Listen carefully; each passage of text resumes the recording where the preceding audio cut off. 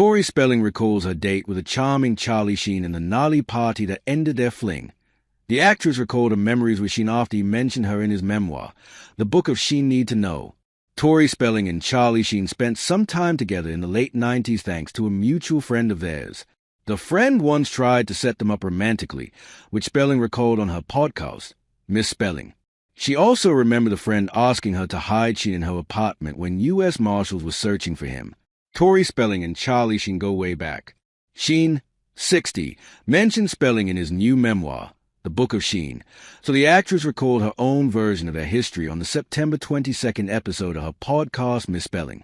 She recalled them going on a date set up by a mutual friend, Kevin, whom Spelling, 52, described as my best friend since we were 15.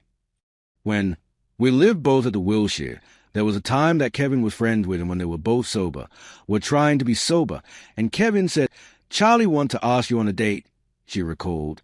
She remembered being nervous, so she set it up so that her date with Sheen was also attended by Kevin and his parents. We were just getting to know each other, and it wasn't a quote-unquote date, but it was like they were trying to set us up. Spelling described Sheen as unimaginably intelligent and charming, smart, funny, witty as she recalled their time together. Those were the good moments they shared, but Spelling also shared some of the less pretty memories she has of the actor amid his addiction struggles. And then the bad moment is when I get the call from Kevin. "Come downstairs. Charlie's having this party.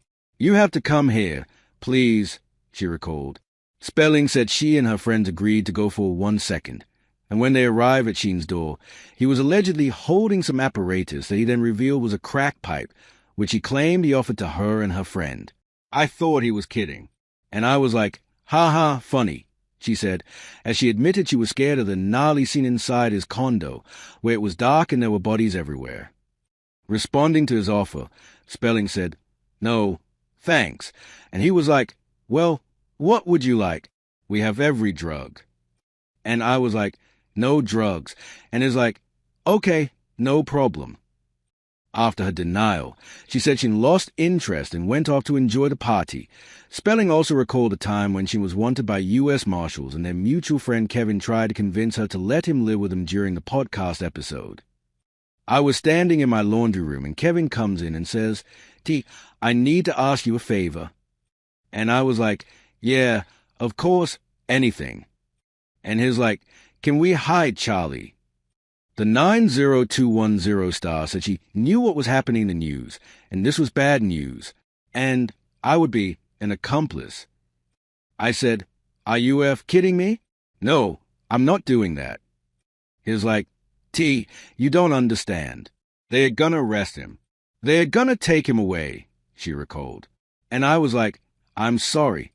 I think he's a really great guy. I like him, but I can't do this." The people puzzle crossword is here. How quickly can you solve it? Play now. In Sheen's memoir, he wrote of Spelling denying Kevin's request to hide the actor. Zip explained that Tori felt bad for me but viewed my situation as radioactive and didn't want to go anywhere near it. Couldn't blame her, I suppose, but man, who knows what story I'd be banging out right now if the heir to Daddy's throne had said yes.